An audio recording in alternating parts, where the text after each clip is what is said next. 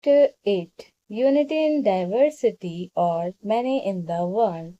Oh, grant me my prayer that I may never lose the bliss of the touch of the one in the play of the many. Rabindranath Tagore.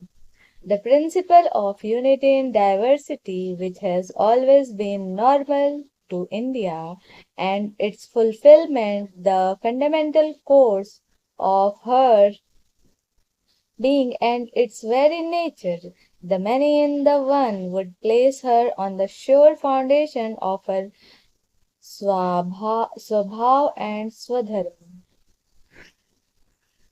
Sri Aurobindo.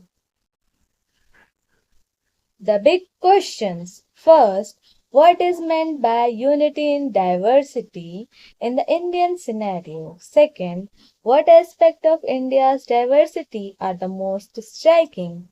Third, how do we make out the unity underlying the diversity?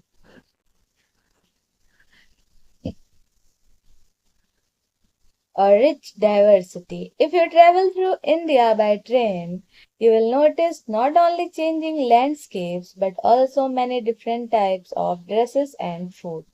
You will hear different languages, familiar and unfamiliar, and see different scripts on the way. Even within your own region, you will often come across people from other parts of India with different customs and traditions. This is India's rich diversity, and it is usually the first thing that strikes visitors to our country. With over 1.4 billion inhabitants, about 18% of the world's population, such diversity is not surprising. In the late 20th century, the Anthropological Survey of India, a national organization, conducted a massive survey called People of India Project of 4,635 communities across all states of the country. It counted 325 languages using 25 scripts. It is also observed that many Indians may be called migrants in the sense of people not living near their birthplace or with their original community. Let's explore. As a class activity, make list of first the birthplace of at least 5 classmates and the birthplaces of their parents. Second, the student's mother tongue and other languages known to them. Discuss the result in terms of diversity. While diversity is indeed beautiful, making sense of it is not so easy. Over a century ago, the British historian Vincent Smith wondered how, in the fact of such be, while during diversity, can a history of India be written? The answer to the query is found in the fact that India offers unity in diversity. What is meant by unity in diversity? How shall we perceive and express this unity or the many in one? To answer this question, we will explore a few dimensions of Indian life. Food for all. Some of you will have eaten food from different regions of India. The number of different dishes and preparations you can taste in India must be in their thousands, if not lakhs. Yet, certain food grains are common to almost every part of the country. Cereals such as rice, barley, and wheat, millets such as pearl millet, bajra, sorghum, jowar, finger millet, ragi, and pulses such as various kinds of dals. And here we can see figure 8.1, a few examples of cereals and pulses from different regions of India. Starting from Kerala, we can see kolam rice, millet, jowar, pony rice, sona masuri, maize, arhar dal, chickpea. I am not reading the repeated ones. Pigeon pea, chana dal, moong dal, white lobia, rajma, etc.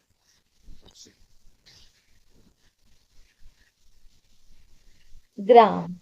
All these are called staple grains because they are basic food for most Indians. Figure 8.1 on page 127. Similarly, some common spices such as turmeric, cumin, cardamom, and ginger are also used throughout the country. We would continue this list with some common vegetables, common oils, etc.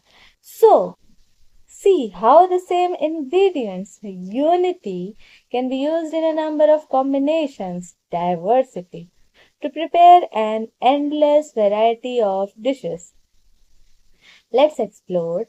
As a class activity, make a list of ingredients, grains, spices, etc. that are used in your home. Take any one vegetable and think of the number of different dishes you can prepare with it. Textiles and clothing. Every region and community in India has developed its own styles of clothing and dresses. Yet, we notice a commonality in some traditional Indian dresses, irrespective of the materials used. An obvious example is the plain length of cloth called the sari, a type of clothing worn in most parts of India and made from different fabrics, mostly cotton or silk, but nowadays synthetic fabrics too. Banarsi, Kanjivaram, Paithani, Patan Patola, Muga, or Mysore are some of the famous types of silk saris.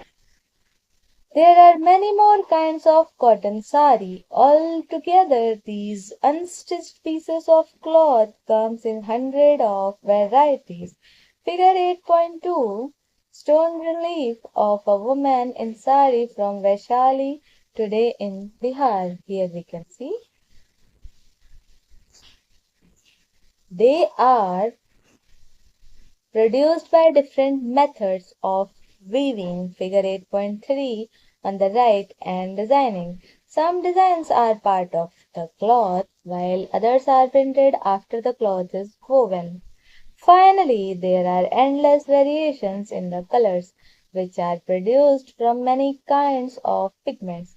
The sari has a long history. The stone relief, figure 8.2, on page 128 from Vaishali today in Bihar, goes back a few centuries before Common Era. Let's explore. Explain how the example of the sari reflects both unity and diversity in 150 words.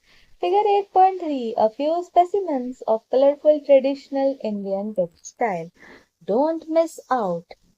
For a very long time, India produced the finest cotton in the world, and Indian textiles were exported as far away as Europe.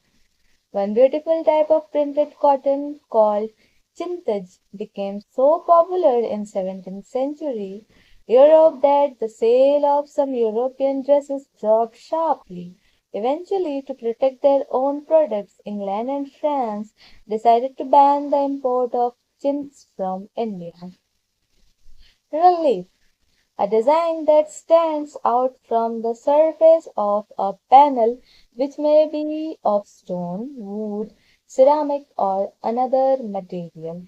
There are many ways of wearing the sari, as they vary from one region to another or from one community to another. In fact, new ways of draping it are still being invented, but in the end it is a single dress, the sari. Past centuries, here we can see some figures. Figure 8.4. Women often put the sari to many uses beyond that of dresses. Picture from South India.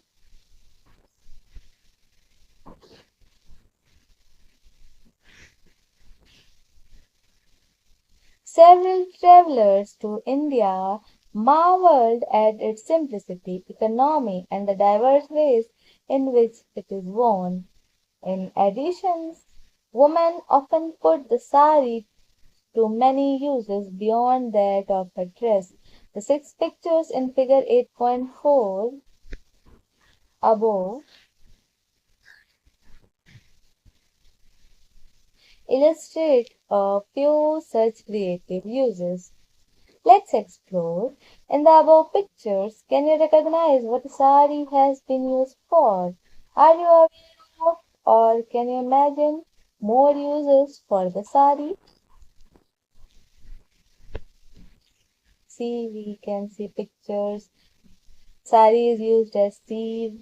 Sari is used as a support gear to keep heavy pot full of water to cover oneself from sun, and we can sleep on it. We can wipe our hands also. Following the examples of sari, make a list of different styles you have seen for the dhoti. Both are regards the fabric and the use of dhoti can be put to. What conclusion can you draw? Festival galore.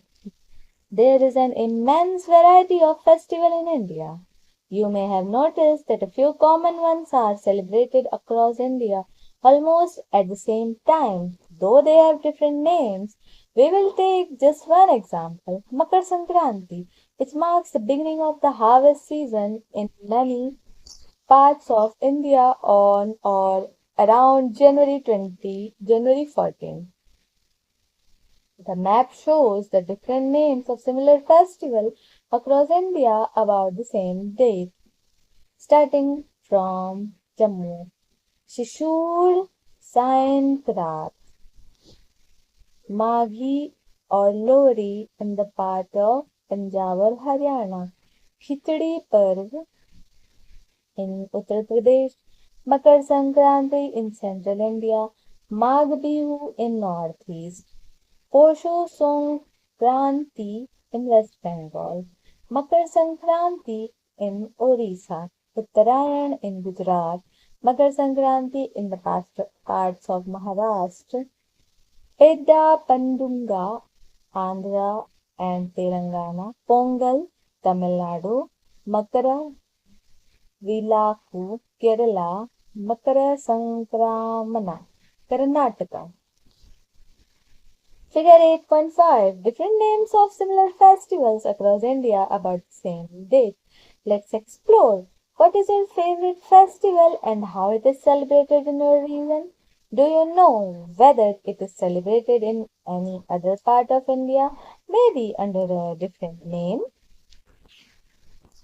During October-November, many major festivals take place in India. Make a list of the few main ones, their various names in different parts of the country, and epic spread. Literature offers us another fine illustration of unity in diversity. Indian literature are extremely diverse and among the most abundant in the world. Over centuries, despite differences in language, technique, etc., they have shared important themes and concerns. Who has not heard of the Panchatantra, for example? These collection of delightful stories with animals as the main characters teaches us important life skills. The original Sankranti text is at least 2200 years old, but its stories have been adapted in almost every Indian language. In fact, they have traveled well beyond India, all the way to Southeast Asia, the Arab world, and Europe, inspiring a new collections of stories on the way. It is estimated that about 200 adaptations of the Panchatantra exist in more than 50 languages. This illustrates how one collection of stories has become many. The most striking case, however, is that of India's two epics, the Ramayana and the Mahabharata. Epic, a long poem generally narrating the adventures of heroes and other great figures of the past. These two long Sanskrit poems, which together might fill some 7,000 pages in the original version, narrate the story of heroes who fight to re-establish Dharma. In the Mahabharata, the Pandavas with Krishna help fight their own cousins, the Kauravas, to recover their kingdom. In the Ramayana, Ram, with the help of his brother Lakshman and of Hanuman, defeated the demon Ravan, who had kidnapped his wife Sita. These stories contain many shorter ones that focus on values and constantly ask questions about what is right and what is wrong.